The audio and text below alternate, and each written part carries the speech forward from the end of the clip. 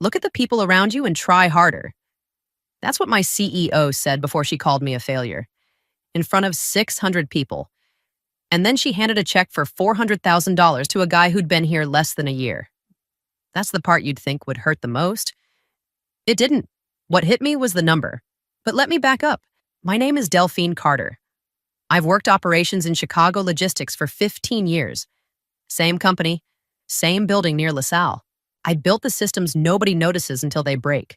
The gala was loud, cheap champagne smell, and the hum of too many conversations stacked on top of each other. Victoria Hale stood under the lights like she owned gravity. And tonight, she said, smiling wide, we reward bold transformation. She called up Trevor, Vice President of Strategy, 11 months in the company, smart, polished, talks fast, slides always glossy. She handed him a framed certificate and said, for driving strategic innovation, we are awarding a retention bonus of $400,000. Applause, whistles. Then she looked straight at me. Look at the people around you and try harder. 15 years in operations and still protecting old systems. That's what failure looks like in a new era. I swear I heard a fork drop somewhere behind me. You ever have a room go quiet but somehow louder at the same time? I didn't argue. I didn't even blink. Because that $400,000 was just the tip of the iceberg. It was the entry point to reclassify the entire $7 million risk mitigation reserve. She used Trevor's bonus as a legal precedent to unlock the whole fund for strategic use. That's what killed the ratio. Trevor shook my hand later. No hard feelings. Delphine, we're just moving fast. Yeah, I said fast. Honestly, I almost convinced myself I was overreacting. Maybe I was just tired. Maybe I was becoming exactly what she said. That night, I opened the draft quarterly packet at my kitchen table. The radiator was clanking like it always does when it shouldn't. The bonus wasn't listed as a bonus. It was under strategic cost realignment, and it was booked against third quarter. Third quarter wasn't closed yet. I stared at the timing adjustment. Just a line. Just a shift. By booking the bonus against the unclosed third quarter, she was burying the expense now to clear the decks. It made this quarter look heavy, but it ensured the next one, the one investors would see during the roadshow, would look artificially lean and profitable. I closed the laptop. Sat there. Maybe it was nothing. Maybe it was everything. Either way, I wasn't going to sleep. The next morning, Victoria emailed me at 7:12. Come by my office. Quick alignment. Quick alignment is corporate for brace yourself. Her office overlooks the river.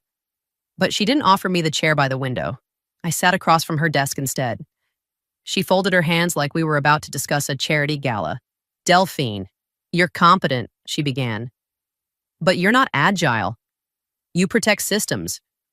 I build growth. I protect the company from breaking, I answered. She smiled like that was cute. We can't run a 2024 business with 2015 caution. Caution kept us solvent in 2018. That was then. She leaned forward. Investors reward boldness. The reserve was underutilized. We redirected it strategically. $400,000 is not redirection. I replied, it's exposure. It's retention. It's tied to a covenant threshold. We're within range. For now. She tapped her pen once. You see risk everywhere. It's my job. Not anymore. Her voice softened. We're restructuring.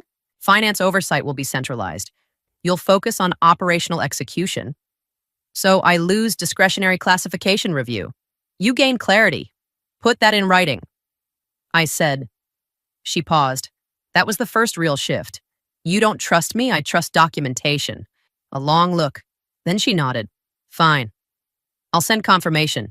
When I stepped out, I ran into Martin from finance in the hallway. You okay? He muttered. Did the audit committee approve the reclassification language? He hesitated. Interim chair signed off. Didn't dig deep. Of course he didn't. By noon, Victoria's email arrived. My oversight scope formally reduced. Clean language. Strategic tone. I archived it. Then I opened the consulting agreement tied to the so-called innovation savings. The firm address listed Naperville. The managing partner's name looked familiar. Same last name as Victoria's brother-in-law. I stared at it longer than I should have. Maybe it was coincidence. Maybe I was paranoid. But I printed the contract anyway. I didn't sleep much that week. I kept telling myself I was overthinking it. Maybe I was just bitter. Maybe I was turning into the exact dinosaur she painted me as. So I did what I always do when I don't trust my emotions. I ran numbers. I pulled comparable consulting contracts from 3 similar logistics firms in the Midwest. Same size, same service scope. Their median advisory fee sat almost 40% lower than ours, 38% above industry range. No bid documentation in our system. Payment schedule aligned exactly with the reserve transfer date. I walked into Martin's office with a printout. Did we issue an RFP for the innovation consulting contract? He didn't look up at first. Strategy handled that, so no RFP. He exhaled, not formally. And you signed off on the payment structure. I signed off on the classification, which reduced our reserve. We're still compliant? Barely. He rubbed his forehead. It hasn't breached. It's 0.3 below comfort threshold. Delphine. That's not a breach. It's closer than disclosed. Silence. If the bank flags that drop, I continued. We trigger enhanced reporting. If external auditors question intent, it's not just optics anymore. Martin leaned back. You're assuming intent. I'm looking at timing. I went back to my office and drafted a memo. Clean. No accusation. Just exposure mapping, reserve ratio shift, covenant sensitivity, related party disclosure review recommended. I sent it to Victoria, Martin, and copied the interim audit chair. Within 10 minutes, I got a reply. Received. We are aligned on growth strategy. Victoria. That was it. No discussion. No meeting. A week later, an all-staff email went out. Operational streamlining initiative. Under the new structure, discretionary financial classifications would route through executive strategy. My name wasn't anywhere near that flow anymore. Martin stopped by my desk later. This isn't personal, he muttered. Then it's structural. I told him, and that was worse. I didn't wait for the restructuring memo to turn into a quiet demotion. I walked into Victoria's office with a single page. I'm resigning. I told her. She leaned back, almost amused. You're making this dramatic. I'm making it clean. You don't have another offer? I'll figure it out. She studied me for a second. Chicago doesn't need cautious operators. You'll be back? Maybe. I replied, but not like this. She didn't try to stop me. That told me more than anything else. I handled transition the way I always handled operations. Precise. Boring. Complete. Every file documented. Every vendor contact transferred. No locked folders. No deleted emails. If something collapsed, it wouldn't be because I sabotaged it. Before my last day, I sent one final internal memo. Subject contract X risk projection. The freight automation deal included penalty triggers if throughput fell below threshold. I outlined the exposure clearly. Martin called me after reading it. You're covering yourself? I'm covering the company. Same thing. Not anymore. 3 months later, Contract X triggered penalties exactly as modeled. The announcement was buried in the earnings supplement. Share price slid 11% over 2 days. I was in a rented office in River North when the alert hit my phone. The place smelled faintly like burnt coffee from the shared kitchen. I didn't feel vindicated, just tired. A week later, an analyst report circulated. Reserve reallocation lacks transparency. Governance review recommended. Victoria was the one facing questions now, and she didn't have me in the room to answer them. The first call came on a Tuesday afternoon. Delphine Carter. The voice was older, measured. Yes, this is Howard Klein. I hold a little under 2%.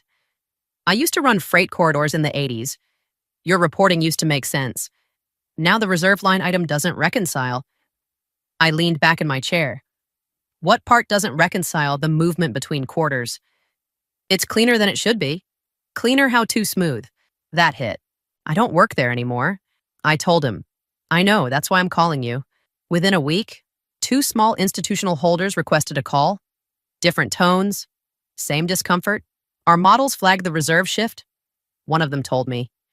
We're down 17% across 2 quarters. The bank's requesting enhanced disclosure. And insurance, I asked. They want clarification on risk allocation. This wasn't nostalgia. It was exposure.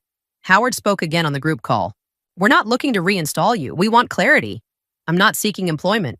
I said, only transparency. Silence. Then would you represent us by proxy at the annual meeting? I felt my chest tighten. How much combined? Just under 9%? That's not enough to move anything. We're talking to a Midwest fund. They're reviewing governance. 3 days later, that fund joined. The number rose to 12.4%. Legal counsel drafted the proxy documents. Clean, procedural. I nearly backed out. Then an email came from Jenna, former analyst, laid off during cost realignment. I thought the reserve was for stability. I stared at that sentence for a long time. I signed the proxy agreement. 2 days later, shareholder counsel filed a formal request under Bylaw Section 8.4 for independent audit review of reserve allocation and related party transactions. The board would have to respond, and once it was public, there was no stepping back into the quiet. The proxy paperwork moved fast once it was filed. Shareholder counsel sent formal notice to the board demanding independent review under Bylaw Section 8.4. With more than 10% combined authority, they couldn't ignore it. 3 days later, I got a call from a number I didn't recognize. Delphine. The voice sounded thinner than I remembered. Trevor? He exhaled sharply. Yeah, listen. I retained counsel. I figured, they're looking at internal communications. They should silence. My attorney thinks I need to cooperate. He continued. There's an email. What email he swallowed? I could hear it through the line. Victoria wrote, adjust classification for optics. Reserve won't be scrutinized. It was in response to my concern about timing. I closed my eyes. You didn't think that mattered? I thought she meant presentation. He shot back. I didn't understand covenant implications. You're a vice president. I'm not a compliance officer. That was the first honest thing he'd said. My lawyer says if there's intentional reclassification and I signed off, I'm exposed. You are. I answered quietly. I'm not trying to hurt anyone. He added, I just didn't think it through. Ambition moves fast. I said, liability moves slower. He let out a hollow laugh. My attorney will provide the email to the independent reviewers. Good. This wasn't confession. It was survival. The email didn't prove embezzlement. It didn't prove theft, but it showed intent to adjust reporting optics before quarter close. That's not criminal. It is dangerous. 2 days later, shareholder counsel forwarded a preliminary advisory memo to the board outlining potential fiduciary exposure if misclassification was substantiated. From that moment on, this wasn't about me. It was about whether directors would defend leadership or protect themselves. The annual meeting was held in a rented hall inside the Chicago Board of Trade building. I could smell old carpet and coffee that had been sitting too long. Victoria stood at the podium like nothing had shifted. Midwest expansion corridor growth remained strong. She began, technology integration continues ahead of schedule. This is transformation acceleration. The slides moved fast, clean charts, polished phrases. Applause came, but it was thin, scattered. I sat in the fourth row with a folder on my lap. No grand entrance, no dramatic reveal. Just 12.4% of voting authority in writing. The corporate secretary stepped up after Victoria finished. We will now hear from shareholder proxy representative, Ms. Delphine Carter. My name landed heavier than I expected. Victoria's posture changed, just slightly. Her smile tightened. I walked to the microphone. My hands weren't shaking. That surprised me. Victoria leaned toward the board chair and whispered something. He nodded but didn't look comfortable. I adjusted the microphone. I'm here representing shareholders holding 12.4% of voting authority. I began. Under Bylaw Section 8.4, we are formally requesting independent audit review of reserve allocation and related party consulting agreements. Murmurs rippled. Victoria straightened. That request is unnecessary. It's procedural. I replied, not personal. I opened the folder. I wasn't carrying accusations, just documentation. And for the first time since that gala, I felt steady.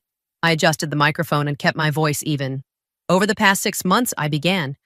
There were 3 governance changes directly affecting reserve oversight. I laid them out one by one. First, Discretionary reclassification authority shifted to executive strategy. Second, the audit committee chair retired and was replaced without financial specialization.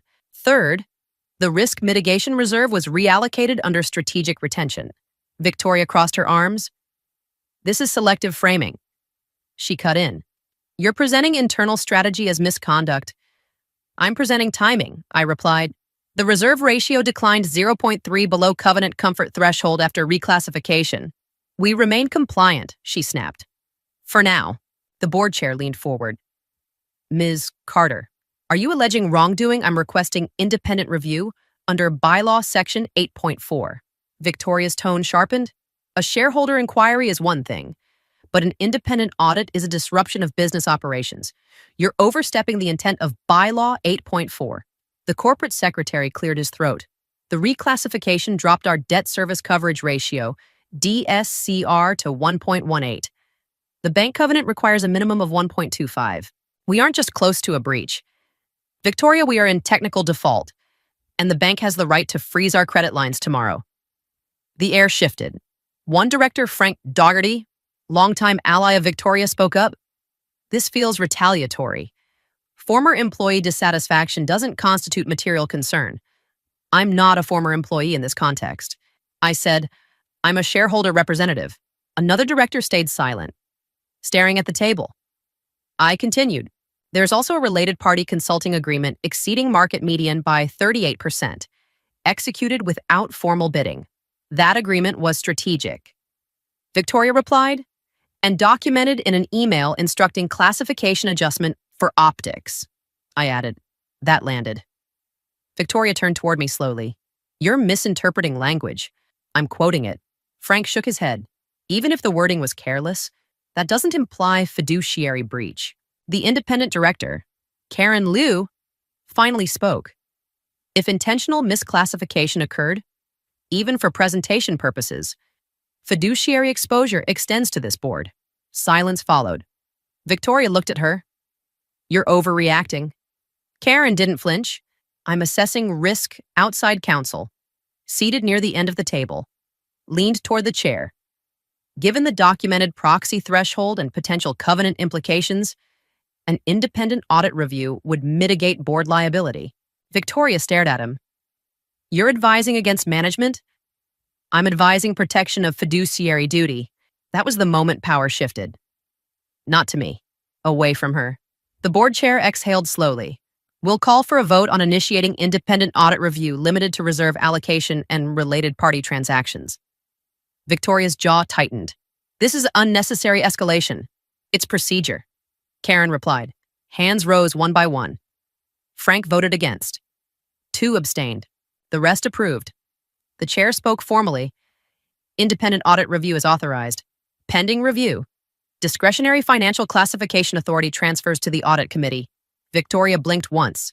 Then again, no removal. The chair added quickly. This is containment. Not condemnation. No applause, no gasps. Just paper shuffling and the low hum of people recalibrating. Victoria leaned toward the microphone one last time. Her voice had lost its polish. That's impossible. Not angry, not loud, just stunned. I didn't respond. Because what she meant wasn't that the vote couldn't happen. She meant I couldn't understand the system well enough to force it. The room settled back into order. But the hierarchy felt different now. No one had been fired. No one had been dragged out. But authority had moved. And it hadn't moved in her direction. The headline hit 2 days later. Chicago logistics firm initiates independent governance review. No scandal language, no drama, just clean corporate phrasing. Victoria remained CEO. But her discretionary classification authority shifted to the audit committee pending findings. That detail mattered more than any headline. I got a call from the board chair that afternoon. Delphine. We'd like to speak privately. I met them in a small conference room. No cameras, no assistants. We're evaluating restructuring options. He began. Would you consider stepping in on an interim basis? As CEO, I asked. As transitional leadership? Victoria wasn't in the room. I don't want the chair, I replied. Karen Liu studied me. You've already demonstrated capability. I protect systems, I told her. I don't run narratives. The chair leaned forward. then serve as external advisor. 6 months. Independent contract. That works. It wasn't triumph, it was containment. Trevor texted me that night. My attorney says cooperation helped. Good. I wrote back.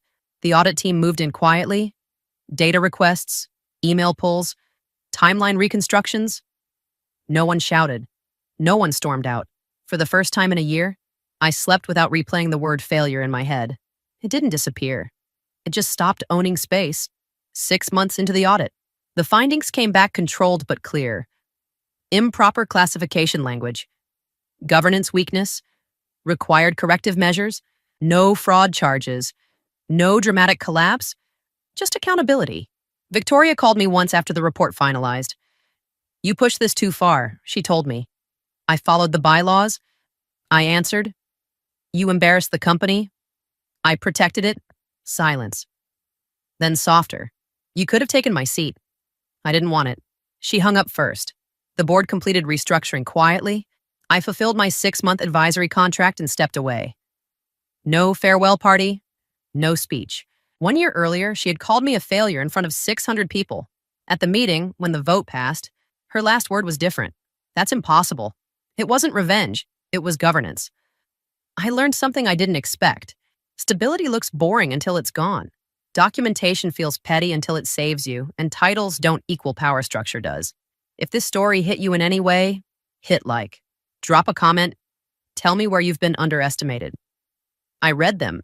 I didn't win because she lost. I won because I stopped needing her scale to measure me.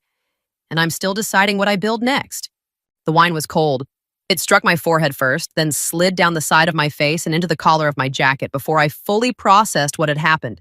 For a second, no one moved. Then I heard her voice clearly. Know your place? Victoria Whitlock was still holding the empty glass when I looked up at her.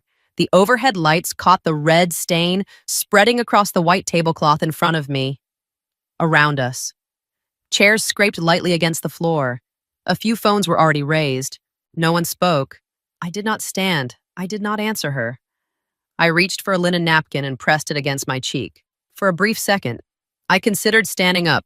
Not to argue, just to leave. I didn't, but the thought was there. I have learned that the first reaction in a public room often determines who controls it. She believed she had taken control. I understood something else had just shifted. My name is Lysandra Cole Barrett. I am 53 years old. I was invited to the gala because part of my work requires observing people when they are not expecting to be evaluated.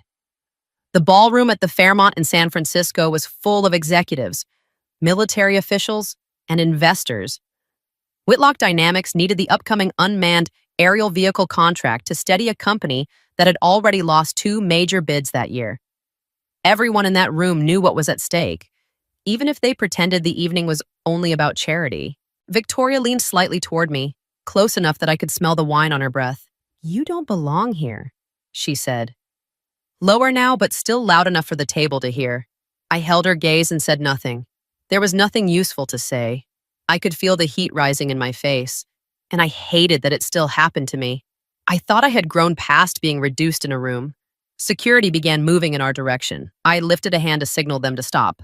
This was not a security issue. It was a character issue. Across the table, and one of the procurement officers avoided my eyes. Another looked directly at Victoria, as if committing the moment to memory. I did the same. I had a meeting at 2 o'clock the next afternoon in Arlington, Virginia. The contract under review was worth $1.2 billion. That decision had been forming for months. What happened in that ballroom would not create it, but it would clarify it. As the silence settled back into conversation, I sat there with wine drying against my skin and understood that the most important part of the evening had just begun. 12 hours before the wine, I was sitting in a quiet hotel suite with a briefing folder open on the desk. Whitlock Dynamics was one of 3 finalists for the autonomous unmanned aerial vehicle program valued at $1.2 billion. On paper, their engineering metrics were solid. Their delivery timeline was competitive, boss. But numbers only tell part of the story. Earlier that week, one of my analysts, Daniel Ruiz, had looked across the conference table at me and said, technically, they qualify. Culturally, I'm not convinced. Daniel slid another folder toward me. There was an internal memo last year, he said. One board member warned about executive conduct during vendor negotiations. It was dismissed. Dismissed how I asked. They called it personality friction. I closed the file. People call it personality until someone writes a check. Based on what I asked.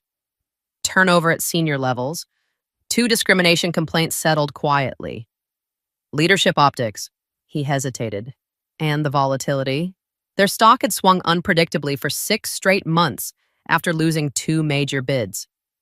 Investors were restless. The board was under pressure. At the gala reception that afternoon, James Whitlock approached me near the entrance. "Director Barrett," he said, offering a firm handshake, "we're confident you'll find our proposal speaks for itself." "I have read it," I replied. "Tonight isn't about the proposal." He paused. "Then what is it about consistency?" I said. "How a company behaves when it isn't presenting slides." He smiled, but it tightened at the corners. "We run a disciplined organization. I'll be observing," I answered. He lowered his voice slightly. "We need this contract. I'm aware." There it was. Not desperation. Exactly, but strain. By the time I took my seat at table 12, I understood something important. Whitlock Dynamics wasn't stable. They were balancing. And companies that are balancing can tip faster than they expect. I had seen Victoria Whitlock's name in reports long before I met her. She wasn't an executive on paper, but she carried influence inside the company. That kind of influence rarely shows up in organizational charts. During the reception, she moved through the room as if she were inspecting it.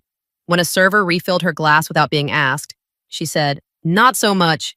I don't need it sloshing." Her tone wasn't loud, but it was sharp enough to change the air around her. Later, a young engineer tried to introduce himself. "Mrs. Whitlock, I'm leading the propulsion redesign on the Falcon series." She looked at his badge before answering. "Are you?" Then she turned slightly towards someone else. "Ambition is admirable." He stepped back. I watched the exchange without interrupting. It wasn't my role to correct her, like it was my role to notice. I knew her background. Her father-in-law had built missile guidance systems in the 1980s. The Whitlock name had been tied to defense contracts for decades. Legacy can become a shield, and sometimes a burden. I overheard part of a conversation near the bar. "If we lose this one, the board won't protect anyone," Victoria said quietly. Her voice didn't sound arrogant then. It sounded cornered. She had never learned how to exist without being the Whitlock name in the room. James replied, "Then don't make it harder. I'm trying to protect what's ours," she said. At one point, she joined a conversation near our table and said, "This industry used to be about discipline. Now it's about optics." She didn't look at me directly when she said it, but she knew I was there. One of the procurement officers replied, "Standards evolve." She smiled tightly. "Some standards shouldn't." I could sense something underneath the posture. Whitlock Dynamics had lost 2 bids that year. Investors were impatient. When companies weaken, internal hierarchies feel threatened. People start protecting territory. When Colonel Hastings greeted me with, "Director Barrett, good to see you again," I saw Victoria register it. Respect given publicly can unsettle someone who believes respect belongs to them by default. She stepped closer to our table after that. "I don't recognize you," she said to me. "That's fine," I answered. Recognition and authority are not the same thing. Dinner had just been served when Victoria returned to our table. I was seated between Colonel Hastings and Elaine Porter from procurement. We were discussing supply chain resilience when Hastings said, "Director Barrett, we'll need your final recommendation by Thursday." Victoria stopped behind him. Director Hastings turned slightly. "Mrs. Whitlock." She smiled, but it was measured. I wasn't aware we had additional directors in attendance. Elaine replied evenly, "Several." Victoria's eyes moved to me. "And you are with which firm?" "I'm not with a firm." I said, "Consulting." "Then no." She waited for more. "I didn't provide it." Hastings cleared his throat. "We were discussing the upcoming evaluation." Victoria rested her hand on the back of a chair. "Evaluation of what?" "Exactly," Elaine answered. "Autonomous systems." Victoria nodded slowly. "Well, Whitlock Dynamics has led this sector for decades. We don't need evaluation from outsiders who don't understand our legacy." I met her gaze. "Legacy is one metric. And what are the others?" she asked. "Performance, stability, leadership conduct." Her jaw tightened. "Leadership conduct?" "Yes." She leaned slightly closer. "You're implying something I'm observing," I said. She glanced at Hastings. Since when does the department send observers to charity events? Hastings replied. We attend many events. She shifted her focus back to me. You haven't answered my question. I don't need to. The table fell quiet for a moment. Conversations around us continued, but I could feel attention turning. Victoria straightened. I find it inappropriate that someone without visible credentials is seated at this table. Elaine's voice cooled. Credentials are verified before invitations are issued. Victoria's tone sharpened. By whom? By those responsible. I said. There was a flicker in her expression then. Not confusion. Resistance. She spoke louder. Some seats are earned. I answered calmly. Agreed. The silence that followed wasn't empty. It felt like the space before something irreversible. Victoria lifted her wine glass slowly, as if reaching a decision. The wine fell in a clean arc. It landed on my hair, my jacket, the table. No one laughed. No one intervened. Victoria lowered the empty glass and said, Now we understand each other. I held her eyes and said nothing. Security stepped closer. I lifted my hand. Stand down. They stopped. James Whitlock appeared within seconds. Victoria, he said quietly. What are you doing? Correcting an error, she replied. This isn't the place, he said. It's exactly the place. Phones were visible everywhere now. Someone near the stage whispered, This is bad. Victoria looked around the room. If people don't belong, they don't belong. James turned to me. Director Barrett, I apologize. I'll see you tomorrow, I said. That was all. By the time I reached my hotel, the video was circulating. Daniel Ruiz called before midnight.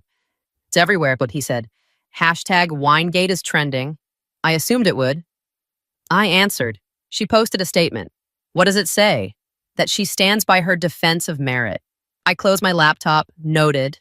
I thought about my father that night. He used to say that if you have to demand respect in public, you've already lost it in private. By morning, Whitlock Dynamics was down 7% in pre-market trading. Analysts were already linking reputational risk to contract uncertainty. James called once. We can address this, he said. You can address what happened. I replied. The evaluation continues. She didn't know who you were. That's not the issue. Silence filled the line. He understood that. Public embarrassment is one thing. Market response is another. James Whitlock entered the conference room at 2:00 sharp. He looked composed, but the strain showed around his eyes. He stopped briefly when he saw me seated at the head of the table. Director Barrett, he said, I appreciate you seeing me. Please sit down, I replied. Around the table were 2 procurement officers, legal counsel, and a representative from oversight. No one wasted time. James folded his hands. Before we begin, I want to address last night. My wife acted inappropriately.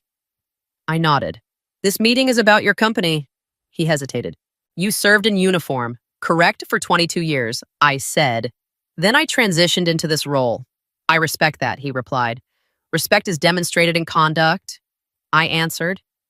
We reviewed the proposal for the autonomous systems program valued at $1.2 billion. Technical performance metrics were strong. Cost projections were acceptable. Then I shifted the discussion. Our evaluation framework now includes cultural assessment. James exhaled slowly. We build aircraft. Director, we don't host seminars. You build systems that operate in contested environments. I said, leadership culture affects reliability. He leaned forward. Are you telling me a social incident determines the outcome of a defense contract? No. I said, I'm telling you it confirms existing concerns. He looked at the others. Concerns about what? Employee turnover, internal complaints, the way authority is exercised. Silence settled over the table. James pressed his fingers together. My father built this company from a warehouse in 1983. I let that sit for a moment. And you're about to dismantle it, he asked. For the first time, his voice wasn't defensive. It sounded tired. No, I said. Your leadership choices are, I continued evenly. The contract has been awarded to Northrop Grumman as of this morning. For a moment, I wondered if there had been a version of this outcome where no one had to fall. James blinked once. You finalized it already? Yes. This was our strongest bid in years. I'm aware.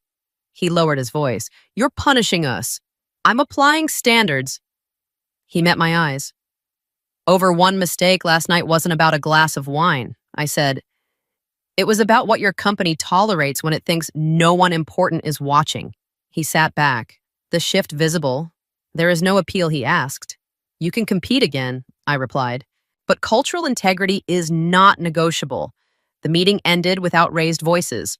The contract decision was public within 48 hours. Whitlock Dynamics issued a brief statement congratulating the winning bidder.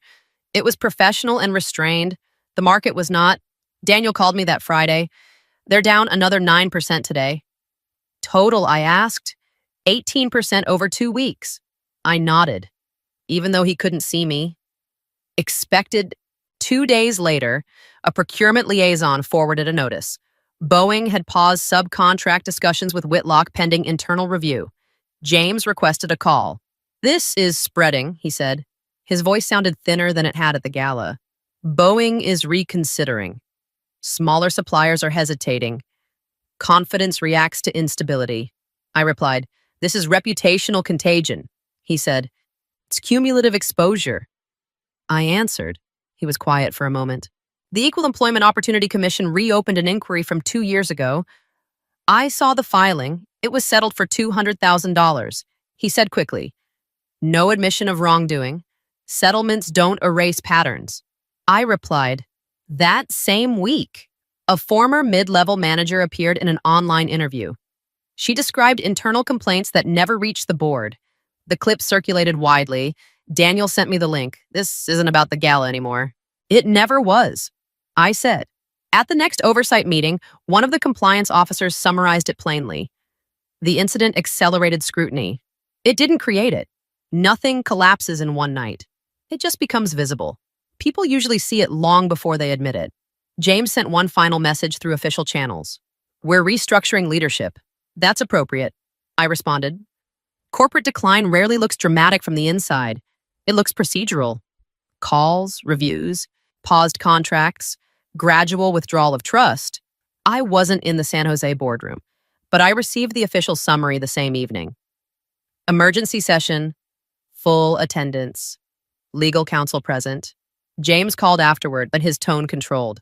They voted, he said. I assumed they would. I replied, Victoria has been removed from her advisory role, effective immediately. I didn't answer right away. They froze her trust distributions, he continued. Pending internal review. That's a board decision, I said. It was unanimous. I could hear movement on his end, as if he had stepped away from others to make the call. My father spoke before the vote. He said quietly, What did he say? James paused. He said, This didn't start last night. That sentence carried more weight than the rest. And you, I asked? I filed for separation this afternoon. He said, It will be public by the end of the week. I defended her for years, he said quietly. I told the board she was misunderstood. I didn't respond. Maybe I misunderstood, he added. Or maybe I didn't want to see it, he said. She's been speaking that way for years, he added. I told myself it wasn't a problem. That's personal, I said. It's structural, he corrected. The company can't stabilize if leadership appears divided. There it was, not anger, not grief, calculation. Are you satisfied, he asked. This isn't about satisfaction, I replied. I'm trying to save what's left. Then focus on reform. I said, not optics. He exhaled slowly. Understood. 2 weeks after the board vote, we formalized the updated evaluation framework. Cultural assessment would now carry weighted scoring equal to technical performance in contracts above $1 billion. Daniel reviewed the draft memo before it circulated. This will upset half the industry, he said. It already has, I replied. They'll say it's political. They said that before. He leaned back in his chair. Are you prepared for that? I don't need to be prepared. I said, it's policy. Press inquiries began almost immediately. A communications officer forwarded several requests. One network wants you live tonight, she said. They're framing it as retaliation. I won't be participating.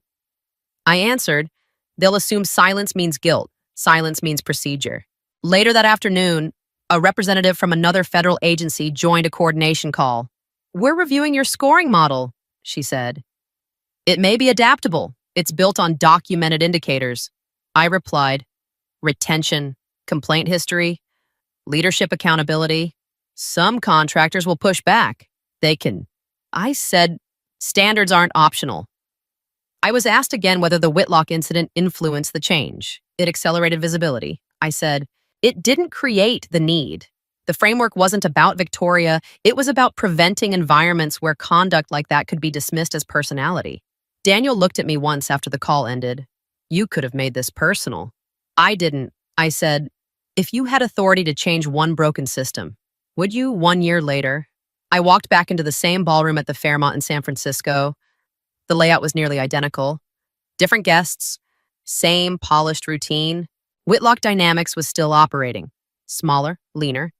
Their new executive roster had been announced 3 months earlier, including 2 leaders recruited from outside the company. Daniel forwarded me the update when it became public. They're serious about restructuring, he said. They have to be, I replied. James requested a brief meeting before the reception began. He looked older, though not defeated. We've implemented everything, he said. External audits, leadership training, independent oversight. I've reviewed the documentation. I answered, you'll judge us fairly, I always do. He nodded once. Victoria moved to Oakland. She's not involved in the company anymore. I didn't comment. That part no longer concerned me professionally. When the evening started, I took my assigned seat and scanned the room. Conversation was measured. Introductions were careful. People were watching themselves more closely now. As I passed table 12 later that night, I paused for a moment, not because I felt vindicated, but because I understood something more clearly than I had a year ago. Authority doesn't protect you from consequences. It exposes you to them. If there is anything I would tell you after living through this, it's simple. I used to think composure was strength. That's something you believe when you're younger. Now I know accountability is heavier and harder. Pride isolates. Standards endure. Share your thoughts. Conversations about accountability matter more than any contract. Empires rarely fall because of one glass of wine. They fall because of what that glass reveals. By 6 o'clock that morning, the merger was already unraveling. At 5:17, the escrow agent had issued a formal suspension notice. By the time I refreshed the market screen, the buyer had invoked the walkaway clause. Around 5:30 the evening before, the CEO's wife slapped me at the gala, and I did not react. Her husband had me escorted out and fired on the spot. By morning, the $2.4 billion had not cleared, and the buyer had pulled out before it ever could. My name is Lillian Hartwell. I was the lead systems architect for a Boston fintech firm in the middle of a high-profile acquisition. When I sat at my kitchen table in Cambridge that morning, still wearing the black jacket from the night before, I understood the suspension notice for what it was. I had helped write the operational continuity protocol myself. The merger was structured in 3 parts: $1.9 billion in acquisition payment, $300 million tied to performance milestones, and $200 million was placed in a closing holdback escrow, gated by a 48-hour technical validation period. During that period, the core transaction engine had to run without interruption, and designated technical signatories had to provide time-stamped release attestations at scheduled checkpoints. I was one of those signatories. The night before, at a private event space in the Seaport District, the company was celebrating as if the deal were already complete. The harbor lights were visible through the glass. Though I barely looked up from my tablet, we were still inside the validation window. I remember thinking that celebrations often start before the work is finished.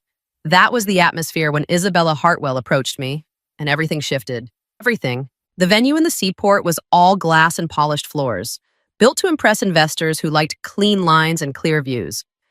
I stayed near the edge with my tablet because the command room was 1 floor down and during validation. I was on call for every checkpoint. We were still inside the 48-hour validation window, and that mattered more than the champagne circulating behind me. The merger structure was straightforward, even if the numbers were large. $1.9 billion in acquisition payment, $300 million tied to performance milestones over the next 2 years, $200 million held in escrow during validation. Northbridge Trust and Escrow Services was overseeing the release. Clause 8.2 required continuity from designated technical signatories. I was one of 3. During validation, at least one original architect had to authenticate each cycle. That safeguard wasn't symbolic. It was written into the merger agreement. Arthur was across the room, Accepting congratulations as if the funds had already cleared, our chief financial officer, Daniel, stepped close to him. I drifted nearer, not intending to listen, but close enough to hear. We're still inside the validation window. Daniel told him quietly, "We shouldn't trigger any personnel changes tonight." Arthur gave a short smile. "Relax, the system's stable." "It's stable because she's running validation," Daniel replied, nodding toward me. "Let's not complicate that." Arthur glanced over at me and then back at the guests. "No one's changing anything." He meant it at the time. I believed that. Still, I noticed how quickly he dismissed the reminder. I've worked long enough to know when structure becomes inconvenient. My tablet vibrated with the next checkpoint alert. Authentication in less than an hour. I adjusted the hardware key on my wrist and stepped away from the crowd. The deal wasn't closed yet, no matter how it looked from across the room. I was reviewing the migration log when Isabella Hartwell stepped into my line of sight. She was holding an empty wine glass and wearing the kind of smile that looks pleasant from a distance, but tight up close. "Red, please," she told me, extending the glass. "Private reserve and not warm." I didn't look up immediately. "I'm finalizing a migration validation cycle. Please give me 2 minutes." Her hand stayed suspended between us. "Excuse me, I don't work for catering," I added, keeping my voice steady. "This can't wait." A few of the buyer's executives' spouses were standing behind her. I recognized one from earlier introductions. They were watching closely. Not the way guests watch staff, but the way people watch status being negotiated. Isabella's expression shifted. "Do you know who I am?"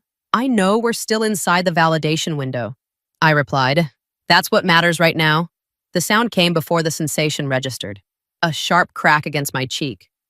My tablet tilted in my hand, and I tightened my grip before it slipped. The room went quiet. Not a soft hush, but a full stop. I noticed a phone lifted at the edge of the crowd. That was the atmosphere. When Isabella Vance approached me, Arthur reached us within seconds. "What's going on?" She refused a simple request. Isabella answered, her voice controlled but shaking. In front of everyone, Daniel, our chief financial officer, leaned toward Arthur. "We should step aside," he murmured. "We're still in validation." Arthur's eyes moved from my face to the guests watching us. "Is this true?" I told her I was completing a migration cycle. I answered, "We're less than an hour from authentication." Arthur's jaw tightened.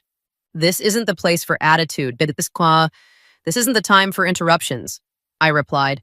He turned slightly toward Daniel, then back to the room. I saw the calculation. Reputation in front of investors, control in front of his wife. He chose quickly. Arthur didn't raise his voice. That would have looked unstable. He kept it measured, almost reasonable. "This behavior isn't acceptable, he told me by ski." "You're done here." Daniel stepped forward. "Arthur, we're still inside the validation window." Arthur didn't look at him. "Security," he called. Without breaking eye contact with me, "Escort her out." I held his gaze. "You're terminating me during an active continuity cycle." "I'm protecting this company's reputation," he replied. "Your access will be revoked immediately." I nodded once. "Then document it properly." He pulled out his phone. I watched him type. The message went to Human Resources with one instruction, effective immediately, within minutes. My tablet displayed the first sign. Authentication privileges suspended. My secure access portal closed without warning. HR had moved fast. Daniel checked his own phone and swore under his breath. The termination's already logged in the system. That mattered. Termination in HR triggered our identity system to revoke my access, and the compliance monitor flagged that a designated signatory was no longer active, which then notified Northbridge Trust and Escrow Services. Any change to designated signatories during the 48-hour validation window triggered an alert. Arthur slipped his phone back into his pocket. "Replace her credentials and move forward." "It's not that simple," Daniel answered quietly. An email notification appeared on Daniel's screen. He showed it to Arthur without speaking. "From Northbridge Trust and Escrow Services, please confirm continuity plan for key technical signatory per clause 8.2. Arthur's jaw tightened. "It's procedural." "It's not," Daniel responded. Arthur dismissed him with a glance. "We'll respond in the morning." Security waited beside me. I removed my hardware key and placed it in my bag before they could ask. I didn't argue. I didn't explain. As I walked out, I understood something clearly. He hadn't just removed me from the room. He had changed the system's understanding of who was authorized to protect the deal. I was halfway across the Longfellow Bridge when the first validation cycle came due. I had already lost remote access, so I couldn't see the internal dashboard, but I knew the timing. Every 4 hours during the 48-hour window, the system required authentication from 2 of the 3 designated signatories. During validation, one of those had to be the original architect. At 9:53 that night, my phone vibrated with a news alert instead of a system ping. Continuity risk flagged at Hartwell Technologies. That meant the cycle had failed. Later, I learned how it unfolded inside the command center. Her credentials are revoked. One of the senior engineers, Marcus Lynn, told Arthur. Marcus had worked under me for 6 years. He wasn't inexperienced. We can authenticate with Daniel, but the validation clause requires 1 original architect during the window. Then promote someone. Arthur replied. It doesn't work like that, Marcus said evenly. Successors have to be pre-approved and registered with escrow before activation. We didn't file one, Daniel added. Clause 8.2 is explicit. Removal without continuity plan triggers review. Arthur's response was a desperate override it, but he was shouting at a black box. Northbridge was the escrow agent and monitoring administrator. It didn't take orders from the CEO, it followed the agreement and the log certifications. Every attempted override created an incident log. Those logs were summarized by the monitoring administrator and routed to counsel, then into the buyer's breach assessment. Marcus shook his head. The multi-signature structure is locked to the escrow monitor during validation. We can't bypass it without invalidating the entire integrity chain. At 10:11, Northbridge Trust and Escrow Services issued a continuity risk notice. The language was formal, not emotional. A 24-hour cure window had begun. If continuity wasn't restored, the escrow release would be suspended. Arthur dismissed it as administrative noise. When I reached my apartment in Cambridge, I placed my hardware key on the kitchen counter and sat down. I wasn't angry yet. I was aware. The system wasn't malfunctioning. It was responding to exactly what had been entered into it. The second authentication cycle was already counting down. By midnight, the video had moved beyond social media. A clip from the gala appeared on a financial news site with a headline about executive conduct during pending merger. The article didn't speculate, but it didn't need to. The image was clear enough. At 12:30, Daniel called me, but I'm not calling officially, he began. Buyer's legal team is requesting clarification about the incident. About the slap, I asked. About governance, when he replied. They're concerned about executive interference during validation. That's reasonable. I answered. There was a pause. Northbridge contacted corporate counsel directly. They want confirmation of the continuity plan. You don't have one, I said. We could reinstate you temporarily, Daniel offered, but it would require Arthur's approval. And formal notice to escrow, I added, plus written acknowledgement from the buyer. He exhaled slowly. He thinks responding now would signal weakness. That decision already signaled something, I said. He didn't argue. After we hung up, I opened my laptop and pulled up the public merger filing. Clause 8.2 was clear. Removal of a key signatory without approved succession during validation triggered review. Cure required restoration of continuity or mutual agreement between parties. I wasn't trying to make a point. If they reinstated me through the proper channels, I would authenticate. I had no interest in watching the system fail. At 1:15 in the morning, another news alert appeared. The buyer had issued a brief statement. We are assessing recent governance developments. The second authentication cycle was less than 4 hours away. My phone remained silent. I made tea and sat at the table, aware that the absence of a call was becoming its own decision. At 5:17 in the morning, the second authentication cycle failed. I didn't need internal access to know it. My phone lit up with a formal notification from Northbridge Trust and Escrow Services validation continuity unresolved. Escrow release suspended pending cure.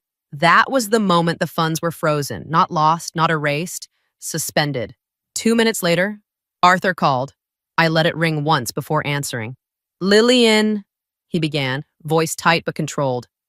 We need you to authenticate immediately, but I can't. I replied, of course you can, like this is procedural. It stopped being procedural when you terminated me. There was a brief silence. I could hear voices in the background, low and urgent. We'll reinstate your access, he continued.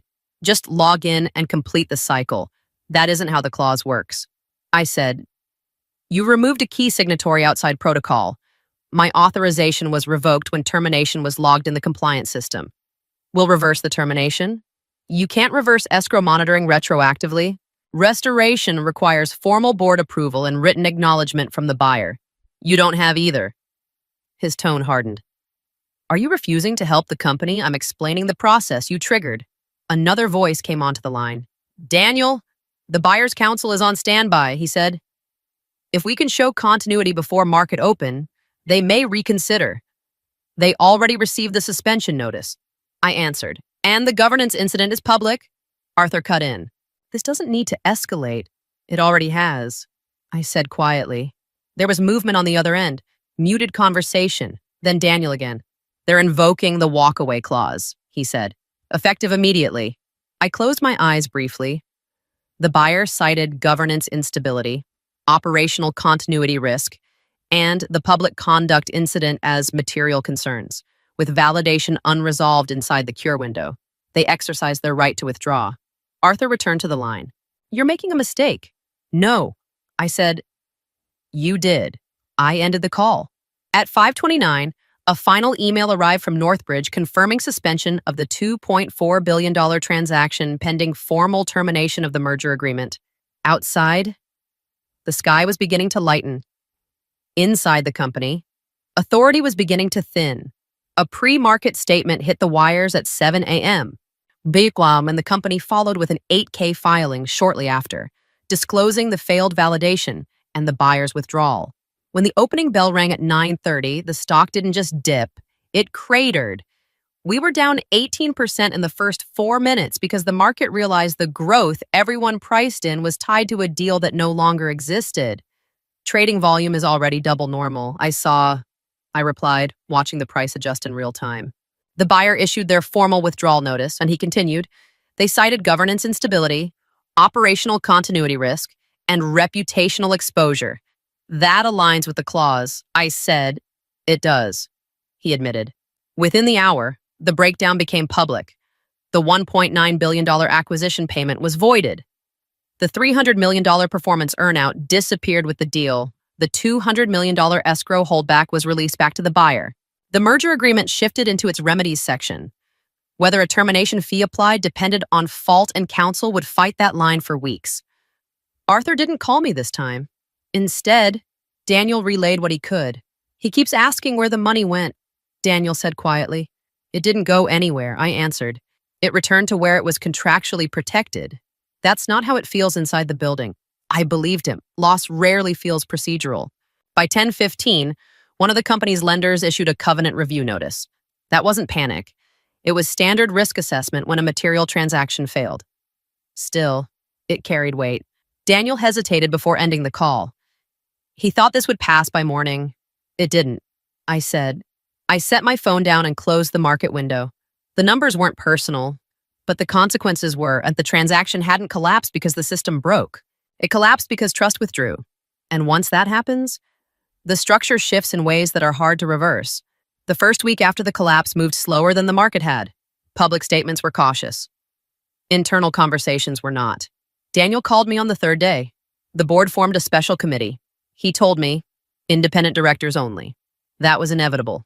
I replied, Arthur's on administrative leave pending investigation. I let that sit for a moment. Administrative leave wasn't a dismissal. It was distance. He thinks this is temporary. Daniel added. It might be, I said, if the investigation supports him. Daniel didn't respond to that, and by the end of the first month, a shareholder derivative lawsuit had been filed. The claim alleged breach of fiduciary duty tied to executive conduct and the termination decision during the validation window. It wasn't dramatic language, like it was procedural, careful, and specific. Arthur called me once during that period. His tone was controlled. You could clarify publicly that you weren't sabotaging anything, he began. I never suggested I was. I answered, a statement from you would help. I won't frame governance failure as misunderstanding. He went quiet, then ended the call. 3 months in, restructuring began. To stabilize lender confidence, equity was reissued. Arthur's ownership stake diluted significantly. He remained a founder, but not in control. Isabella faced separate consequences. A civil complaint for assault was filed by counsel on my behalf. That case moved forward quietly. Invitations stopped arriving for her. Boston's financial circles don't like volatility. None of it happened overnight. There were no headlines announcing collapse of a dynasty. It was slower than that. Authority thinned. Influence narrowed. Meetings happened without him. From the outside, but the company still stood. Inside, the center had shifted. 6 months later, I signed the lease on a modest office in Kendall Square. Marcus joined me 2 weeks after that. He walked in on the first morning, set his laptop down, and then looked at me carefully. "You're sure you don't want to go back?" he asked. "They offered," I replied. Interim leadership floated the idea. Advisory role, good compensation. I don't need compensation from a structure that didn't protect itself. I said, "We'll build something cleaner." He nodded once. That was enough. We named the firm Hartwell Governance Systems, not cybersecurity in the dramatic sense. Governance architecture, escrow compliance, continuity planning, the work companies ignore until it's too late. Daniel called once before year-end. He's selling the Beacon Hill townhouse. He told me that restructuring pressure. I said, "He thinks you wanted this outcome. I wanted protocol respected." I answered. The rest followed. There was silence on the line. Then a quiet acknowledgement before he hung up. I don't feel victorious. I feel clearer. That night at the gala, when the CEO's entitled wife slapped me in front of investors and cameras, I didn't react. When her husband had me escorted out and fired on the spot, I didn't retaliate.